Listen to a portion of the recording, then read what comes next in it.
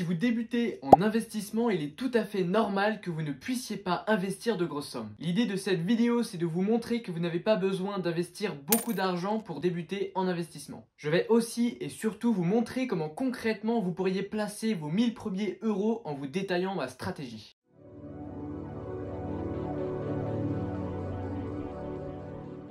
Avant toute chose, j'aimerais vous rappeler un concept fondamental en investissement, vous ne devez pas placer tous vos œufs dans le même panier. Cela signifie que vous devrez avoir un portefeuille diversifié, c'est-à-dire des actifs qui ne sont pas tous liés les uns aux autres. Autrement dit, si l'un de vos actifs se casse la figure, eh bien c'est pas tous vos actifs qui vont chuter. En gros, ça limite la casse. Mais ne vous en faites pas, je vais vous montrer dans cette vidéo comment le faire. Permettez-moi également de vous donner un second conseil. Beaucoup d'investisseurs débutants cherchent plus à faire du trading que de l'investissement et c'est selon moi une grosse erreur. Si je vulgarise, en gros le trading consiste à acheter puis revendre peu de temps après afin de réaliser une plus-value. En revanche, l'investissement lui repose sur une stratégie de long terme. Vous placez votre argent dans un horizon lointain parce que vous croyez en ce que vous investissez. Les débutants ont généralement tendance à vouloir faire du trading parce que d'un point de vue extérieur, ça paraît plus facile alors que ça n'est pas du tout le cas. Le meilleur exemple, ça serait de citer le buzz qu'il y a eu autour des crypto-monnaies. En période d'euphorie, toutes les cryptos montent puisqu'elles suivent le Bitcoin. Pendant ces périodes, vous pourriez investir sur quasiment toutes les crypto-monnaies, vous seriez pratiquement assuré de réaliser des gains,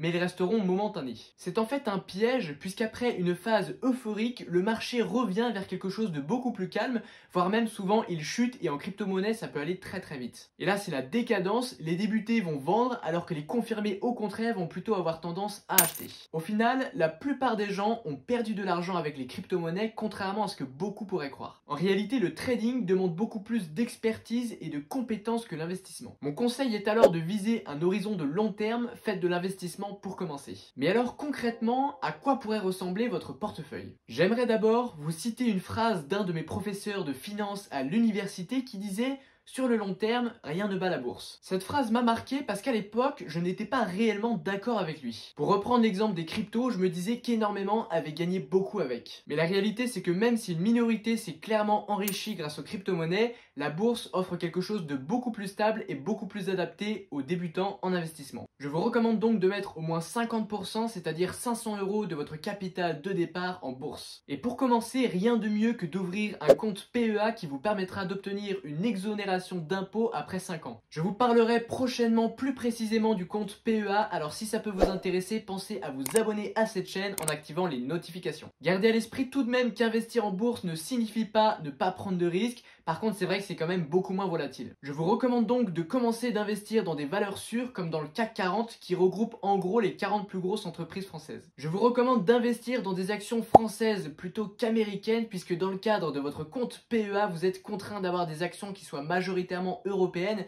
Mais si vous n'ouvrez pas de compte PEA, et bien dans ce cas-là, vous pouvez tout à fait investir dans les entreprises américaines qui offrent souvent une rentabilité légèrement meilleure. L'idée en fait, c'est de rester dans quelque chose de stable. Ne cherchez pas à faire x10 sur votre investissement car c'est clairement un leurre. Visez plutôt entre 5 et 15% de rentabilité par an, c'est déjà très bien et ça vous évitera de tout perdre comme un débutant. Cependant, rien ne vous empêche de prendre un peu de risque tout de même à partir du moment où celui-ci est contrôlé. Vous allez voir par la suite que je vais vous recommander d'investir une partie de vos 1000 € en crypto-monnaie. À présent, il vous reste 500 € et le deuxième investissement que je vous recommande, c'est d'investir dans l'immobilier au travers des foncières cotées. Pour ceux qui ne connaîtraient pas le concept, ça consiste à obtenir des parts dans une entreprise qui va investir votre argent dans l'immobilier. Et oui, beaucoup ne le savent pas, mais de cette façon, il est tout à fait possible d'investir dans l'immobilier même avec de très petites sommes. En contrepartie, la société va vous verser des dividendes, sachant que les foncières cotées ont pour obligation légale de verser à ses actionnaires 95% des loyers perçus. Finalement, les foncières cotées ont l'avantage de vous permettre d'investir